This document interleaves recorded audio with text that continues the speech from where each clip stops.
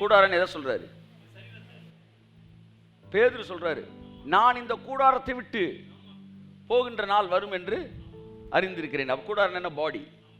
பவுல் சொல்றாரு, நாங்கள் இந்த கூடாரத்தை, அடுத்த வசனம் வாசிமா, தரித்து கொண்டவர்களானால் நிர்வாணிகளாய் காணப்பட மாட்டோம். அடுத்த வசனம் வாசிமா. இந்த கூடாரத்தில் இருக்கிற நாம், இங்க இருங்க, 4வது வசனத்தை நல்லா கவனிங்க. இந்த கூடாரத்தில், எல்லாம் சொல்லுங்க, இப்படி தட்டி சொல்லுங்க.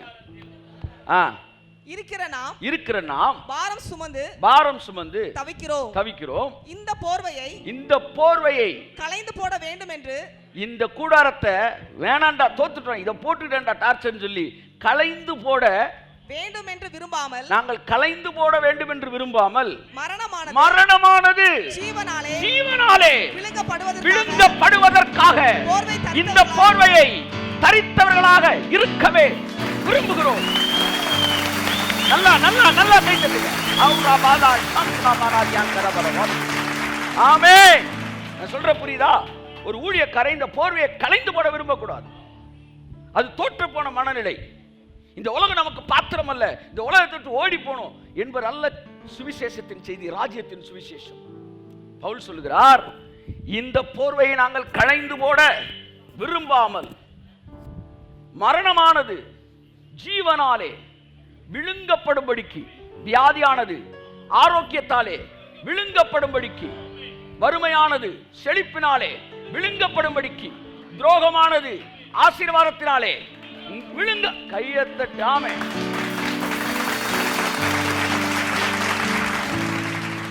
ஜெயிக்கணும்யா. இந்த உலகத்தில் நாங்க இருக்க விரும்புகிறோம்.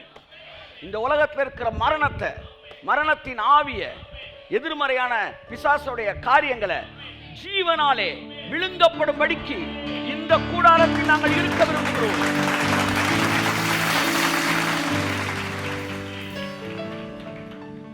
பாரம் சுமந்து தவிக்கிறோம்னா என்ன அர்த்தம்னா, அந்த லைஃபை நாங்க மேனிஃபெஸ்ட் ஆகிற காண்டி காத்திருக்கிறோம். எங்க கண்ணு, எங்க ஆவி, ஆத்மா, சரீரம், மூளை, ரத்தம், தசை, திசுக்கள், ரத்தம், ஆவி, ஆத்மா அத்தனையும் அப்படியே துடிக்குது அந்த ராஜ்யத்தின் மேனிஃபெஸ்டேஷனை பார்க்கிறது. மரணமானது ஜீவனாலே விழுங்கப்படும்படிக்கு பாரம் சுமந்து நாங்க இந்த சரீரத்தை வந்து களைந்து போட நாங்க விரும்பல, இந்த போர்வையை களைந்து போட நாங்க விரும்பல. ஆனா ஒண்ணு தெரிஞ்சுக்கங்க, நீங்க உங்க விருப்பத்தின்படி மரிச்சாலும் நல்லா தெரிஞ்சுக்கங்க, அல்லது நீங்கள் எடுத்துக்கொள் மறுரூபமாக்கப்பட்டாலும் நீங்க வாழ போறது பரலோகத்துல இல்ல, பூமியில தான். யோகா விட்னஸா இருப்பான் போல. நான் சொல்லவா, நீங்க பூமியில தான் இருக்க போறீங்க. ஏன்னா நீங்க நினைக்கிற பரலோகமே இந்த பூமியில தான் வந்து மெர்ஜாக போகும். பரம எருசலேம் வந்து பூமியில என்ன செய்யுது? லேண்ட் ஆகுது. வானமும் பூமியும் மறுபடியும் ஒன்றோடு ஒன்று இணைய போகிறது. தேவன் பரலோகத்தை படைத்து பல ஆயிரம் வருஷங்கள் கழித்து பூலோகத்தை படைக்கவில்லை. வானமும் பூமியையும் தேவன் தனித்தனியா படைக்கல. ஏதோ பரலோகத்தை படைச்சு ரொம்ப வருஷம் கழிச்சு பூமியை படைப்பா நினைக்கலாம். அவர் பரலோகத்தை படைக்கும் போது பூமியை பரலோகத்தை படைக்கும் போதே சேர்த்து படைச்சாராம். நான் சொல்ற புரியுதா? நீ வீடை கட்டிட்டு 1.5 வருஷம் கழிச்சு வாசல் வைப்பீங்க, வீடு கட்டும் போதே வாசல் வைப்பீங்களே, அப்ப பரலோகத்தின் வாசல் தானே இது. ரெண்டையும் ஒரே நாள் சிருஷ்டித்தார். வானமும் பூமியும் சிருஷ்டிக்கப்பட்ட வரலாறு இவைகளே. கைத்தட்டுங்க. அந்த அதிகாரத்தை 3 முறை தேவன் வானத்தையும் பூமியையும் சிருஷ்டித்தார். ஆதியிலே தேவன் ரெண்டையும் சேர்த்து தானே படைச்சிருக்காரு. அப்பவே தெரிஞ்சுக்காங்க, ரெண்டும் ஒண்ணு ஒண்ணு. அடுத்து கொஞ்சம் கழிச்சு சொல்றாரு, வானமும் பூமியும் சிருஷ்டிக்கப்பட்ட வரலாறு இவைகளே 2. இன்னொரு வசனம் கூட வாசிப்பா, அதுல இருக்கு பாருங்க, வாசிப்போம். எதுக்கு இதெல்லாம் பேச வரேன்னா, இந்த உலகத்தை ரொம்ப இக்னோர் பண்ணக்கூடாது. இந்த உலகத்துல நீங்க ராஜ்யத்தின் சுவிசேஷத்தை பேசினா தான் பரலோகத்துக்கு சரியான வாசல் நீங்க திறந்து வச்சிருக்கீங்கன்னு அர்த்தம். முதல் வசனம் வாசிங்க, ஆதியாகமம் 1:1. ஆதியிலே தேவன் வானத்தையும் பூமியையும் சிருஷ்டித்தார். பாத்தீங்களா? ஒரே டைம் ரெண்டையுமே சிருஷ்டித்தார். முதல் வசனத்திலே பாதி பேர் ஃபெயில் ஆயிட்டாங்க. ஆதியாகமம் 1:1 ஃபெயில். இது ரெண்டையும் தான் சிருஷ்டித்தாராம். அடுத்து 2ஆம் அதிகாரம் 4ஆம் வசனம். தேவனாகிய கர்த்தர் பூமியையும் வானத்தையும் உண்டாக்கின நாளிலே, ஒரே நாள் உண்டாக்கின நாளிலே, சிங்குலர்ல வருது. அது தொடர்ந்து வாசிங்க. வானமும் பூமியும் சிருஷ்டிக்கப்பட்ட வரலாறு இவைகளே. கையத்தட்டு. அப்ப ஏதோ ஒரு தொடர்பு இந்த வானத்துக்கும் பூமிக்கும் இருக்கு. பூமியில ஒண்ணு தட்டினா பரலோகத்துல வைப்ரேட் ஆகுது, பரலோகத்துல ஒண்ணு தட்டினா பூமியில வைப்ரேட் ஆகுது. அதனாலதான் இந்த பூமியை பிடிப்பதற்காக பிசாசு என்ன செய்தான்? முயற்சி எடுத்தான். அவனுக்கு ஏதோ இந்த கம்மாக்கரையில் இருக்க டீ கடையை பிடிப்பதற்கும் ராஜ்மஹாலை எப்படியா கைப்பற்றிடணும் முடிவுலாம் அவனுக்கு கிடையாது. அவன் பெரிய பெரிய ராஜ்மஹால்லாம் பார்த்துட்டான். இது கிடையாது அவன் நோக்கம். அவன் நோக்கம் என்னன்னா, இதுக்கு அதுக்கு இருக்கிற லிங்க் அவனுக்கு தெரிஞ்சிருச்சு. அவன் நோக்கம் உன்னதத்திற்கு ஏறுவேன், உன்னதத்துக்கு ஏறுவேன், உன்னதமான ஒரு கொப்பாவேன், என்னுடைய சிங்காசனத்தை நட்சத்திரங்களுக்கு மேலாக ஸ்தாபிப்பேன். அவன் எய்மெல்லாம் அங்கே தான். ஆனால் அங்கே அவன் போகணும்னா எங்கே வரணும்? இங்கே வரணும். ஆனால் இங்கே நமக்கு கொடுத்துருக்காரு. சுவாமி ஒரு முடிவு எடுத்தான். சார், இந்த பேங்க்கில் கொள்ளை அடிக்கணும்னா இந்த இந்த இந்த வாட்ச்மேனை, இந்த வாசலில் இருக்க வாட்ச்மேனை காலி பண்ணணும்னு இருக்கான். ஆதாம் பார்த்தா அவன் ஒரு மாதிரி நிற்கிறான்.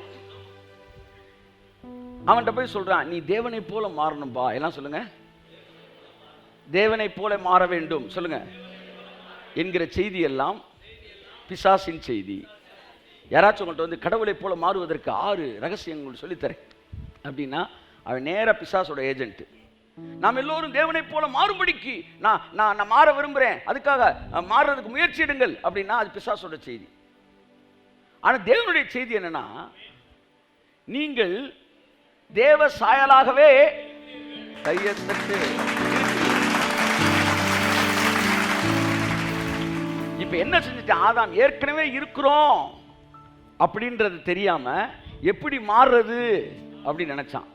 இன்னைக்கு சபை ஏற்கனவே பரிசுத்தமா இருக்கிறோம் அப்படின்றத விட்டுட்டு பரிசுத்தமாகிறது எப்படி அப்படின்னு படிச்சுக்கிட்டு இருக்கு. இது பிசாசுடைய செய்தி. நீங்கள் நீதிமான்களா இருக்கிறீர்கள், தேவனுடைய செய்தி. நீதிமானாய் வாருவது எப்படி? பிசாசின் செய்தி. நீங்கள் மாறணும் நினைச்சா மாற முடியாது. ஏன்னா மாறுவதற்கு அது வேலையினால் கிடைப்பதல்ல, அது பிறப்பினால் கிடைக்கிற கிருபை. ஆமென். ஆகவே அன்புக்குரியவர்களே, இப்போ எதுக்கு வந்தோம்? ராஜ்யத்துக்கு வந்தோம். ஏன் ராஜ்யத்தை பேசணும்? பூமி பரலோகத்தின் வெளிப்பாடாக என்ன செய்யணும்? மாற வேண்டும் என்பதற்காக. Manifestation of extension of heaven. பூமி மாறணும், எக்ஸ்டென்ஷன் ஆஃப் ஹெவன். அப்படிதான் இருந்துச்சு. ஆதாம் செய்த தவறினாலே அது டிஸ்கனெக்ட் ஆக்கப்பட்டது, பூமி துண்டிக்கப்பட்டது. அதனால் பூமி அழிவை நோக்கி போய் கொண்டிருக்கும். இயேசு மறுபடியும் வந்தார். வானத்துக்கு பூமிக்கு இடையே ஒரு ஏணி வைக்கப்பட்டது. அப்படின்னா அதுக்கு முன்னாடி டிஸ்கனெக்ஷன்ல இருந்துச்சு. யாக்கோபு ஒரு கனவு காண்றான், ஒரு ஏணி வைக்கப்படுகிறது. மறுபடியும் பரலோகம் பூமியும் என்ன செய்ய போகுது? இணைய போகுது. தூதர்கள்லாம் இறங்குறாங்க. இதை நான் பார்த்துட்டேன், இப்பதான் தெரியுது வானத்தின் வாசல்றான். இயேசு சொல்றாரு, அந்த ஏணி வைக்கப்பட்டு விட்டாயிற்று, இது முதற்கொண்டு தேவதூதர்கள் ஏறுகிறதையும் இறங்குகிறதையும் நீங்கள் பார்ப்பீர்கள். உடனே யாக்கோபு சொன்ன ஞாபகம் வருது. ஐயா, இந்த பரலோகத்திலிருந்து தூதல் இறங்குற யாக்கோபு சொன்ன கதை இல்லையா? ஆமா, அது மாதிரிதான் இறங்க போறாங்க. அப்ப ஏணி வைக்கணும் இல்லையா? ஏணியை நான் தான். இயேசு வந்தாருன்னா ஏணி வந்துருச்சுன்னு அர்த்தம், 2 கனெக்ட் ஆயிடுச்சுன்னு அர்த்தம். இப்ப பரலோகத்துடைய ராஜ்யம் எக்ஸ்டென்ஷன் ஆயிடுச்சு. இப்ப நீங்க படிக்க வேண்டியது என்னன்னா, பரலோக ராஜ்யத்துடைய உரிமைகள் என்ன, அது என் வாழ்க்கையில எப்படி வெளிப்பட வேண்டும் என்பதைத்தான் நீ ஃபுல்லா படிக்கணும். உங்க வேலையே உங்களுக்கு எழுதி கொடுக்கப்பட்ட சொத்து பத்திரத்தை உட்காந்து அப்படியே வாசிக்கிறது தான். கையை தட்டுங்க. ஆமா, இன்னொரு குரூப் சொத்து சம்பாதிக்கிறது எப்படின்னு படிச்சுக்கிட்டு இருக்கு. சம்பாதிக்கிறதுக்கு பைபிள் இல்ல, நமக்காக சம்பாதிச்சு வச்சதை படிக்கிறது தான் பைபிள். இலவசமாய் நமக்கு அருளப்பட்டவைகளை அறிந்து கொள்ளும்படி பரிசுத்த ஆவியானவர் நமக்கு கொடுக்கப்பட்டிருக்கிறார். ஆவியானவர் எப்படி சம்பாதிக்கணும்னு சொல்லிக் கொடுக்க நமக்கு கொடுக்கப்படல, நமக்கு எதெல்லாம் அருளப்பட்டிருக்கிறது என்பதை சொல்லிக் கொடுப்பது தான் ஆவியானவர் இருக்கிறார். இந்த அன்னப்பறவை ஒன்று இருக்குல்ல, அதில் பாலையும் தண்ணியும் கலந்து வச்சிங்கன்னா அது டவக்கின் ஸ்டாவை போட்டு சர்ன்னு பாலை மட்டும் உறிஞ்சிட்டு தண்ணியை வச்சிடும். இப்போ நம்ம ஊர் பால்காரங்க இருக்காங்களே, ஒரு கேன் 3/4 கேன் பாலை கொண்டு வந்து கொடுத்தா அன்னப்புறம் சர்ன்னு உறிஞ்சு முடிச்ச பிறகு 3/4 கேன் அப்படியே இருக்கும். இது உண்மைதானா சார் அப்படின்னு கேட்டால் அது உண்மைதானா? அது என்ன கெமிக்கல் சொல்கிறாங்கன்னா, அது வாயிலேருந்து ஒரு ஆசிட் சர்ன்னு அந்த பாலுக்குள்ளே பாய்ச்சணும். கொஞ்ச நேரத்தில் பால் என்ன ஆயிரும்? தயிர் ஆயிரும். தயிர் ஆனோன்னா அது மேலே அப்படியே அந்த இது மட்டும் மிதக்கும்ல, அதை மட்டும் சர்ன்னு குடிச்சிட்டு அப்படியே தண்ணியை விட்டு போயிடும். இவங்க பாலை மட்டும் குடிச்சிட்டு தண்ணி பிரிச்சிருச்சுறான்றாங்களே. அப்படித்தான் ஒரு அன்னப்பறவை ஒன்றை விட்டு ஒன்றை உரிகிற மாதிரி இயேசு சிலுவையில் ஆசீர்வாதத்தெல்லாம் விட்டுட்டு சாபத்தை அப்படியே உறிஞ்சாரு. ஆமென். அதனால இனி நாங்கள் சாபத்தை பேச வேண்டிய அவசியம் இல்லை. சுகவாழ்வு சீக்கிரத்தில் அதுதானே இருக்கு. ரெபேக்கால் சொன்னா, யாக்கோபு சொல்றான், அம்மா வந்து அப்பா ஆசீர்வதிச்சிட்டார்னா பரவாயில்ல, திடீர்னு சபிச்சிட்டார்னா. ரெபேக்கால் சொல்றா, அவர் ஆசீர்வதிச்சா நீ வாங்கிக்க, சபிச்சா நான் வாங்கிக்கிறேன். ஸ்திரீயானவள் தன் கர்ப்பத்தின் பிள்ளைக்கு இறங்காமல் தன் பாலகனை மறப்பாலோ, அவள் மறந்தாலும் நான் மறப்பதில்லை என்று சொன்னது. ரெபெக்காள் யாக்கோபை நேசித்ததை விட என்னை என் இயேசு அதிகமாக நேசிக்கிறார் என்பது இல்லை என்று நீங்கள் சொல்ல முடியுமா? அவள் சாபத்தை உரிந்து கொண்டு ஆசீர்வாதத்தை தன் பிள்ளைக்கு வைக்கிறேன் என்று சொல்லும் அளவுக்கு அவளுடைய தாய்ப்பாசம் இருக்கும் என்றால், எனது அருமை இயேசு எனக்காக சிலுவையிலே சாபத்தை உரிந்து கொண்டு ஆசீர்வாதத்தை நமக்கு. ஆமென். மனித மூளையிலே இறைவனது மடலை படிக்க முடியாது. இறைவன் எழுதி கொடுத்தவைகளை இறைவனோடு இணைந்து படிக்க வேண்டும். என் அன்புக்குரியவர்களே, ஆகவே ராஜ்யத்தின் சுவிசேஷம் அது என்னவென்றால், இயேசு சிலுவையிலே எல்லாவற்றையும் உரிந்து கொண்டு, எதிர்மறையானதை உரிந்து கொண்டு நேர்மறையானதை நமக்காக நம் பிள்ளைகளுக்காக வைத்திருக்கிறார். இயேசுவை சொந்த இரட்சகராய் நீங்கள் ஏற்றுக்கொள்வீர்களானால் அந்த ராஜ்யத்தின் குடிமக்களாய் நீங்கள் மாறி அந்த ராஜ்யத்தின் ஆசீர்வாதங்களை பெற்றுக்கொள்ள முடியும் என்பதுதான் ராஜ்யத்தின் சுவிசேஷம். இந்த ராஜ்யத்தின் சுவிசேஷம் பூலோகம் எங்கும் உள்ள சகல ஜாதிகளிலும் சகல நாடுகளிலும் பிரசங்கிக்கப்படும். அதற்கு பிறகுதான் முடிவு வரும். அது பிரசங்கிக்கப்படும் என்று சொல்லப்படவில்லை, சாட்சியாக பிரசங்கிக்கப்படும். பான காரியங்கள் எல்லாம் அழகாக பேசப்படுகிறது. ஞானிகளுக்கு கல்விமான்களுமா இருந்தாலும் அது மறைக்கப்பட்டிருக்கிறது. they are speaking wrong things in right English. அதான் matter. or in a framed message ரொம்ப தெளிவா எலக்வெண்டா பேசுறாங்க. அதான் கொடுமை. அதை கேட்டோட நமக்கு என்ன தெரிஞ்சதுன்னா, வாவ், ஆமா இதை பேசினா அதையும் பேசணும்ல. என்னடா தம்பி, எங்கடா படிச்ச நீ? வீட்டில் 2 பொடி இருந்தாலும் ஒரு பொடியை தான் தொட்டு சாப்பிட்ற, அந்த பொடி வேற பர்பஸ்க்குடா. அது மாதிரி தான் இந்த பைபிளில் எழுதப்பட்ட வசனங்கள் வந்து தேவனுடைய சந்ததியாகி நமக்கு எழுதப்பட்டது வேற, இந்த உலகத்தின் மார்க்கத்தில் இருக்கிற துன்மார்க்கருக்கு எழுதப்பட்ட வசனம் வேற. அதான் பைபிள் சொல்லி தேவனுடைய வசனத்தை பகுத்து முடிஞ்ச மேட்ரு. அவ்வளவுதான். கரெக்டா கன்க்ளூஷன் ஆவியானவர் கொண்டு வந்து உட்கார வைக்கிறார். ஆமா, நம்ம அப்படியே தடவிட்டு இருக்கோம், டக்குன்னு ஒரு வசனத்தை முடிச்சு பகுத்து அறியுங்கள், பகுத்து படியுங்கள். அப்ப கர்த்தருடைய ஆவி வந்து என்ன செய்யுமா, கரெக்டா அதை நம்மளை வழி நடத்தும். ஆகவே நீங்க நல்லா புரிஞ்சுங்க, 2 இரு மனம் உள்ளவன் தன் வழிகளில் ஏற்றவனா இருக்கிறான். இந்த பூமி தேவனுடைய தேவனுடைய பரலோகத்துடைய எக்ஸ்டென்ஷன். தேவனுடைய ராஜ்யம் இந்த பூமியில ஸ்தாபிக்கப்பட்டுக்கிட்டு இருக்கு. இந்த நாட்கள் இந்த செய்தியை கேட்கிற ஒவ்வொரு இருதயத்துக்குள்ளும் the kingdom of heaven is being established. It is erected and expanded. It's being expanded. அது விரிவாகிக் கொண்டே இருக்கிறது. ஆகவே தான் நாமும் இப்பொழுது பரலோக ராஜ்யத்தை பற்றி படித்துக் கொண்டிருக்கிறோம். எல்லாம் சொல்லுங்க, ராஜ்யத்தின் சுவிசேஷம். ராஜ்யத்தை பற்றி நாம் படிக்க வேண்டிய விஷயங்கள் நிறைய இருக்கு. நன்மையை பற்றி படிக்க வேண்டியது நிறைய இருக்கு. இதை படிக்கிறதுக்கே நமக்கு நாட்கள் போதாது. ராஜ்யம், எல்லாம் சொல்லுங்க, ராஜ்யத்தின் ரகசியம். இந்த ராஜ்யத்தின் ஆசீர்வாதங்களை நீங்க அனுபவிக்கணும்னா இந்த ராஜ்யத்தை பத்தி படிக்கணும். ராஜா யாரு, ராஜபுத்திரன்னா யாரு, ராஜ குலம்னா என்ன, ராஜ பந்தினா என்ன, இப்படி பல விஷயங்களை படிக்கணும். ராஜ்யத்தின் இந்த சுவிசேஷத்தை பத்தி கொஞ்ச நேரம் பார்த்தோம் இல்லையா? இந்த ராஜ்யத்தின் ரகசியங்கள், அதாவது இந்த கிங்டம் ஆஃப் ஹெவன், இதனுடைய ஃபேமிலி வேர்ட்ஸ் எல்லாம் நான் வாசிக்கிறேன். இதெல்லாம் மைண்ட்ல ஏத்திக்காங்க. எனக்கு தெரிஞ்ச வரைக்கும் நான் எழுதியிருக்கிறேன். இதெல்லாம் நீங்க படிக்கணும். ராஜ்யத்தை பத்தி படிக்கணும்னா, ஒன்று ராஜ்யம் அல்லது ராஜாங்கம். ராஜ்யம் அல்லது ராஜாங்கம், கிங்டம். ராஜாசனம், ராஜாசனம் என்ன நீங்க படிக்கணும். அப்பதான் அதோட பவர் என்ன. தேவன் தம்முடைய சிங்காசனத்தில் வீட்டு இருக்கிறார்னா அந்த வசனத்தோட சிங்காசனத்தோட பவர் தெரிஞ்சா தான் நீங்க பிசாசு வந்து எவ்வளவு ஒரு யூஸ்லெஸ் ஆனாலும் உங்களுக்கு தெரியும். ராஜாசனம் த்ரோன் ஆர் கிங்டம், ராஜ்ய பாரம் கவர்மெண்ட், ராஜ்யத்தார் கிங்டம்ஸ் அதாவது குடிமக்கள், ராஜாத்தி குயின், ராஜாதிபத்தியம் சீஃப் ரூலர், ராஜகுமாரர் பிரின்ஸ், ராஜகுமாரத்தி பிரின்சஸ், ராஜகுலமகன் சன் ஆஃப் நோபல். ராஜகுமாரன் வேற, ராஜகுலமகன் வேற. ஒரு ராஜாவுக்கு பிறக்கிற எல்லாருமே ராஜகுமாரர்கள். ஆனால் அதுல ஒருத்தன் தான் ராஜாவாக போறான், அவன் தான் ராஜ குலமகன். நம்மெல்லாம் ராஜபுத்திரர்கள், இயேசு ராஜ குலமகனாக இருந்தார். ஆமென் சொல்லுவோம். Son of the noble, son of noble, ராஜ குலம் ராயல் ஃபேமிலி, ராஜ வம்சம் சொல்லலாம்.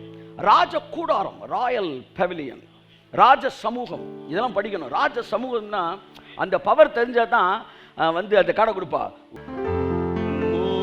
இருப்பதுதான் உள்ளத்தின் ஜெயா, சித்தம் செய்வதுதான் இதயத்தின் உம்மோடு இருப்பதுதான். The presence of the Lord, உம்மோடு இருப்பதுதான்.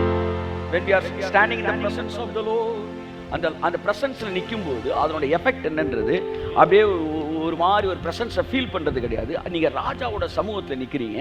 அப்படி நிற்கும் போது அதனுடைய பவர் என்னன்றதை நீங்கள் பைபிளில் போய் ஒருத்தர் ராஜ சமூகத்தில் நிற்கும் போது அவனுக்கு என்னவெல்லாம் வந்து நடக்குது, அவன் கேட்காமலே ராஜா அவனை எப்படி ஸ்கேன் பண்ணுறாரு, அவனை ஸ்கேன் பண்ணி அவனுக்கு ராஜ சமூகத்தில் நிற்கும் போது அவங்களை ஸ்கேன் பண்ணுறார்.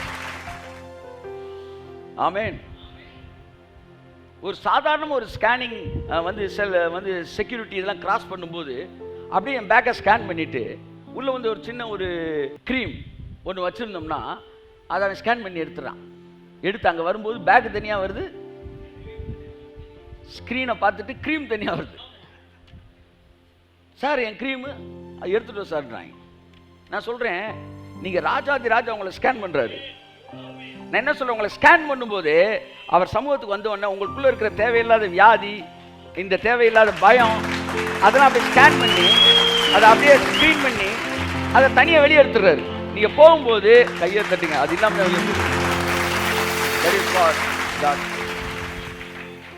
ராஜ சமூகம், ராஜ அரண்மனை, ராஜ கிரீடம், ராஜ சம்பத்து, ராஜஸ்திதி, ராஜதானி. ராஜஸ்திதினா அந்த கிங் ஸ்டேட்டஸ். ஒரு ராஜா அவனுக்கு கொடுத்தாருன்னா அந்த ராஜ ஸ்திதிக்கு ஏற்றார்கள் கொடுப்பானா. அதுல வந்து அந்த ராஜா 127 தேசங்களுக்கு சக்கரவர்த்தி. அவன் ஒரு ஃபீஸ்ட் ரெடி பண்றான். 180 நாள் கொண்டாடுறான். எத்தனை நாள்? 3 நாள் வந்து பூஜா ஹாலிடேஸ் விடுறாங்க. 6 மாசம் கொண்டாடி இருக்கிறான். மேதிய பெர்சிய ராஜாக்கள் எல்லாரும் அழைக்கிறான். முதல் தரமான திராட்சை ரசம், ஃபர்ஸ்ட் கிளாஸ் வைன். பைபிள் சொல்லுது ராஜ ஸ்திதிக்கு ஏற்றார் போல. அப்படின்னா அந்த கிங்கோட ஸ்டேட்டஸ்க்கு ஏற்ற மாதிரி அவன் கொடுப்பானா. கை தட்டுங்க. ஆமென். நீங்க இந்த ரோட்டோரத்தை வச்சிருக்காங்க அந்த நீங்க அந்த ஆரஞ்சு ஜூஸ், அது கிடையாது. First class wine. ஏன்னா ராஜாவோட ஸ்டேட்டஸ். பைபிள் சொல்லுது அளவின்றி பரிமாறப்பட்டது, நோ லிமிட், அன்லிமிட். இதான் ராஜாவோட ஸ்டேட்டஸ். இதை பார்த்துட்டு தான் நீங்க இந்த ராஜாட்ட வரணும். நீங்க கை தட்டுங்க. இந்த ராஜாட்ட வரும்போது ராஜான்னு அவனுக்கு என்னன்னு தெரியுமா? ராஜான்னு என்னன்னு தெரியாம நீங்க அவரை பார்த்து ராஜான்னு சொல்லவே முடியாது. அதோட முழு அர்த்தம் தெரியாது. ஒரு ராஜாவோட பந்திக்கு வரும்போது பைபிள்ல வெளியில ராஜாவோட பந்தி எப்படி இருக்குன்னு பார்க்கணும். அந்த பந்தியில எப்படி ஹேண்டில் பண்றாரு, வந்து அந்த வந்திருக்க கெஸ்ட்டை எப்படி பார்க்குறாரு, எப்படி அவங்கள வந்து அவங்கள கேர், அது என்ன சொல்றது, அவர்களை கவனிக்கிறார். ஹாஸ்பிட்டாலிட்டி. ராஜஸ்திதி. ராஜதானி அப்படின்னா என்ன தெரியுமா? ராஜதானி சொல்லுங்க யாராவது. ராஜதானினா அந்த குறிப்பிட்ட சிட்டியில மட்டும் ராஜா வந்து அது வேற ஸ்டாண்டர்ட்ல இருக்கும். அந்த சிட்டிஸ் மட்டும். இதெல்லாம் எதுக்கு படிக்கணும்? இங்க படிச்சுக்காங்க. நாளைக்கு ஒரு மேட்டர் அவர் பேசுவார். இன்னைக்காச்சும் பேசுறப்ப உன்னை நான் ராஜதானியில் குடியிருக்க வைப்பேன். ஐயா என்ன ராஜதானி என்னன்னு புரியலைங்க, அண்ணன் கூட இல்லையா. அப்ப எல்லாருமே நாட்டு குடிமக்கள் தான். ஆனா அந்த சிட்டிக்குள்ள இருக்கிறவன் ஸ்பெஷலா ஹேண்டில் பண்ணுவாங்க. கரண்ட் வந்து என்ன செய்யாது, கட் ஆகாது. அங்க தண்ணி வந்து நிக்காது. இந்த மாதிரி ஒரு பலவிதமான சலுகைகள் அந்த ராஜதானியில் இருக்கிறவனுக்கு இருக்கு. அல்லையா சொல்லுங்க. ஆமா, நீங்க சிட்டிசன் மட்டும் கிடையாது. ராஜதானியில் யார் இருப்பான்னா ராஜ குலத்தில் இருக்கு.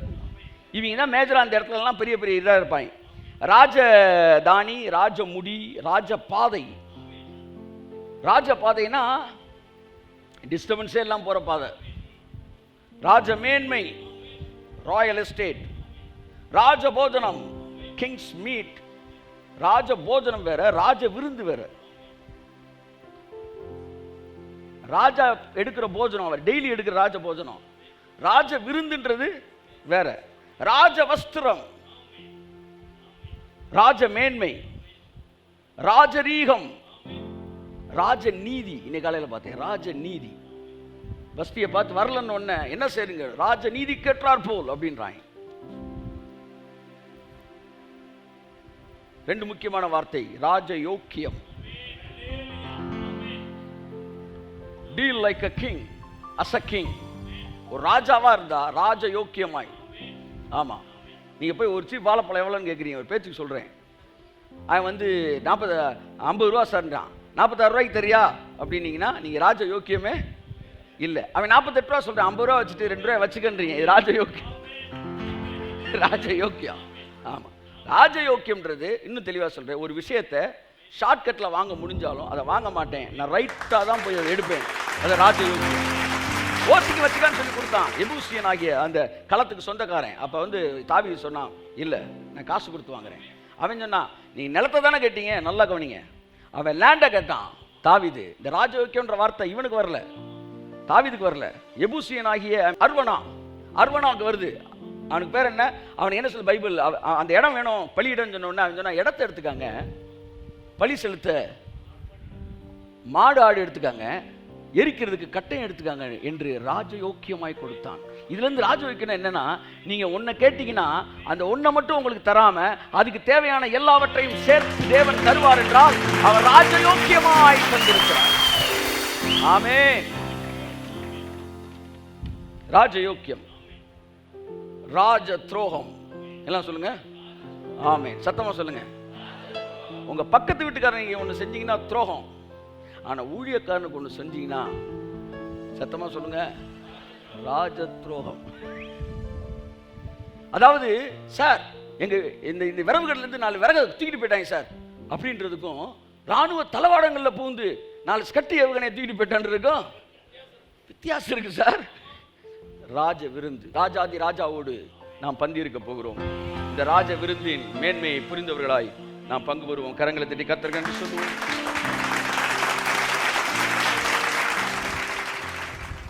வாசிப்போம். எஸ்தர் 1ஆம் அதிகாரம் 1ஆம் வசனத்தில் வாசி.